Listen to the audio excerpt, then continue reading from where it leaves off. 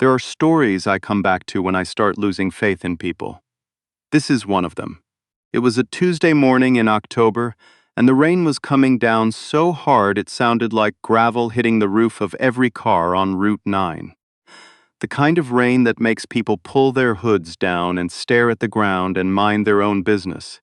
Most people did exactly that. But one person didn't. Her name was Lily Owens, 14 years old, 5'2", wearing a faded yellow raincoat 2 sizes too big that had been her older brother's before he went off to college. She had a paper bag tucked under one arm with 2 bruised apples and a peanut butter sandwich inside. She had $9.40 in her pocket. That was everything she had until Friday, when her mother got paid again. Lily was on her way to school. She'd been walking that same stretch of Route 9 every morning for 3 years, since they moved to Clover Ridge from Atlanta after her father left. She knew every crack in the sidewalk, every busted streetlight, every shortcut through the Sunoco parking lot. She knew without having to think about it when something was wrong. The black SUV had jumped the curb just past the bend near Millbrook Crossing. It sat half on the grass, half on the concrete, one wheel spinning slowly. The driver's door was open, and there was a man on the ground. He wasn't moving. Lily stopped. She looked up and down the road. Cars were passing, not many but some. Nobody slowed down. Nobody rolled down a window. The rain was loud and people had places to be. She crossed the grass. The man was maybe 60, maybe older. He was wearing a suit. The kind Lily had only ever seen in movies, charcoal gray with a faint blue stripe, and one of his shoes had come off. His face was chalk white and his lips were moving, just barely. His eyes were closed, then open, then closed again. Lily crouched down next to him. "Sir," she said. "Sir, can you hear me?" His eyes opened. They were dark brown and completely unfocused, like he was looking at something very far away. "My chest," he whispered. Lily didn't hesitate. She pulled out her phone, a cracked screen prepaid Samsung that her mother had bought at Dollar General, and dialed 911. "I need an ambulance," she said, the moment the dispatcher picked up. "There's a man on the ground on Route 9 near Millbrook Crossing in Clover Ridge. I think it's his heart. He's conscious, but barely." She gave them the information the way her grandmother had taught her. Address first, then what's happening, then stay on the line. Her grandmother, May Owens, 71 years old, a retired home health aide who had worked 33 years in this county taking care of other people's families, had told Lily that exact sequence when Lily was 8 years old. "Always address first, baby. They need to know where to send help before anything else." The dispatcher told her to stay with him. She did.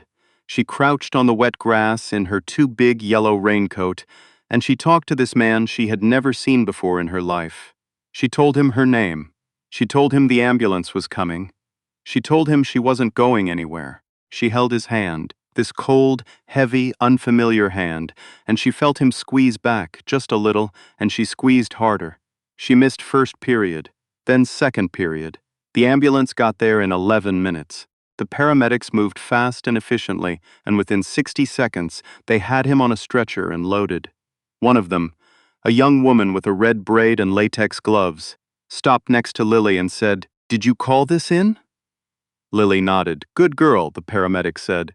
Then the doors closed, and the ambulance pulled back out onto Route 9, and the siren went up and the SUV sat there alone on the curb, and Lily Owens picked up her paper bag with the bruised apples and the peanut butter sandwich and walked the rest of the way to school. She got there during third period. The attendance secretary, a narrow woman named Mrs. Pratt, who had decided years ago that she didn't particularly like children, looked at Lily's soaked shoes and said, "You're 2 hours late." "There was a man on Route 9, Lily said. "I called 911. He had a heart attack." Mrs. Pratt looked at her for a long moment. "Do you have a note from your parents?" That should have been the end of it. A girl helps a stranger. The stranger goes to the hospital. Life continues. Most of the time, that's how these things go. The kindness happens and nobody marks it down anywhere, and the world keeps spinning at exactly the same speed. But I want you to understand something about Lily Owens before we go any further. Because this story isn't really about what happened on Route 9. That was just the beginning. Lily had been invisible her entire life. Not in a dramatic victimized way. She would have hated anyone who described her that way. Just in the ordinary practical way that kids without money and without connections and without the right last name tend to be invisible in small towns. She was a B-plus student at Clover Ridge Middle School. She was quiet in class. She read during lunch. She helped her mother, Helena Owens, 43 years old, a woman who worked double shifts at the Mercy General Laundry Department 3 days a week and cleaned houses on the other two, and never once complained about any of it in front of her daughter. Helena had taught Lily the same thing May had, just in different words. You take care of people because that's what people are for, not because of what you'll get back, not because someone's watching, because it's right. Lily believed that. She had believed it so long it wasn't even a belief anymore. It was just a fact, like gravity. So when she helped the man on Route 9, she wasn't thinking about reward. She wasn't thinking about anything except staying present with him until help arrived. And when the ambulance left, she didn't think about him again. Not much, anyway. She hoped he was okay. She moved on. She had a math test to get back to. 3 weeks later, there was a black car parked outside the laundry department at Mercy General.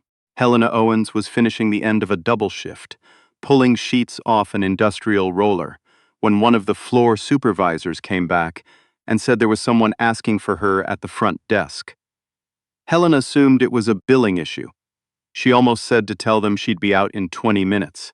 Then the supervisor said the man had come specifically to find her, and he was waiting very patiently, and he was wearing a suit. Helena went out front. The man standing in the lobby was 62 years old, with gray at his temples and a cane he hadn't needed 3 weeks ago. His name was Arthur Bellamy. He was the founder and majority shareholder of Bellamy Capital Partners, a private investment firm that managed approximately $4 billion in assets across 11 states. He had a reputation in financial circles for being precise, unsentimental, and almost pathologically self-reliant. He was also, for the first time in his adult life, struggling to begin a sentence. "Mrs. Owens," he finally said, "I was told you're Lily's mother." Helena looked at him carefully. "I am." Arthur Bellamy looked down at his cane, then back up. "Your daughter saved my life," he said. "I had a cardiac event on Route 9 on October 14th. I was unconscious within 2 minutes of getting out of the car. If she hadn't stopped." He stopped, cleared his throat.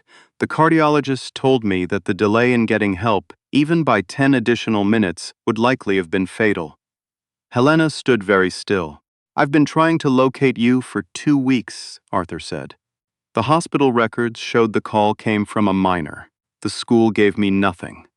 I finally got your name from a woman named May Owens, who I tracked down through county records." Helena almost smiled.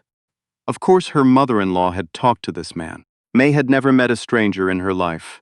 "What is it you want, Mr. Bellamy?" Helena asked. "I want to do something for your daughter," he said, "and I understand entirely if your answer is no." Here's what Lily said when her mother told her that evening, sitting at their kitchen table with bowls of canned soup between them. She said, "Is he okay?" Helena put her spoon down. "That's what you're asking? Whether he's okay?" Lily shrugged. "I just didn't know if he made it. I was kind of wondering."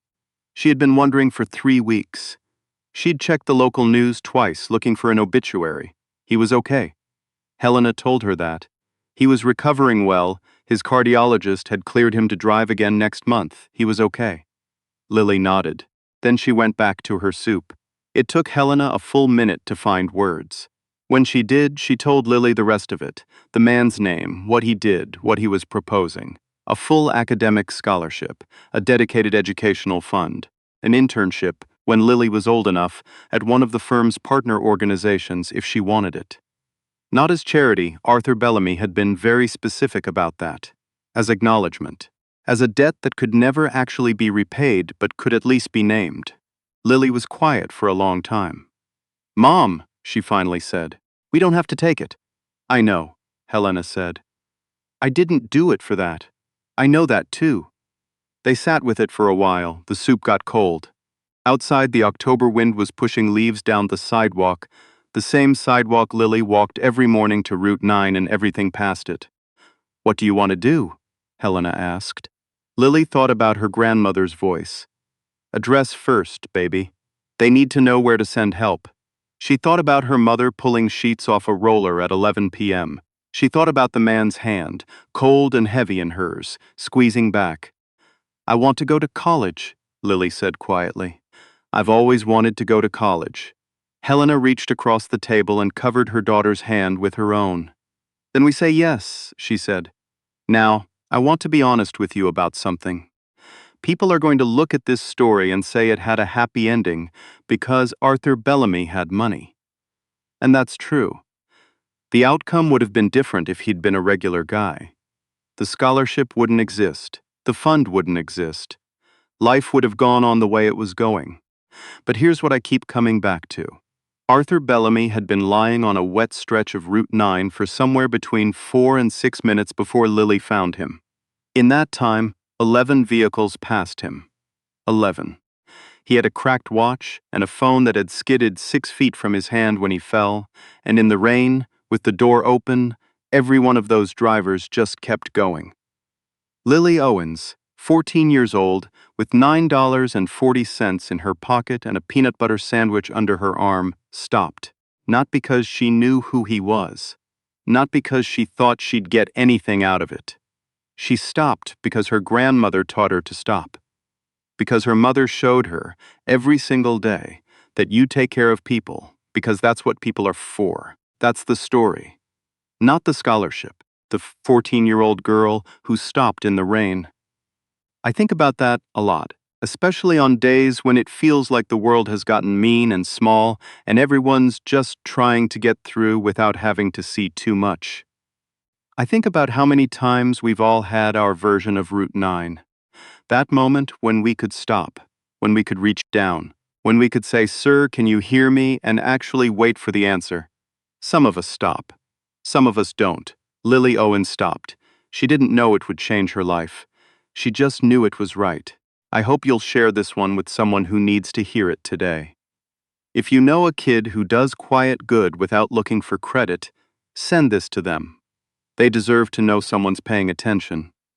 And if this story moved you the way it moved me, leave a comment below. Tell me about a time you stopped, or a time someone stopped for you. I read every single one, and I'll see you in the next story.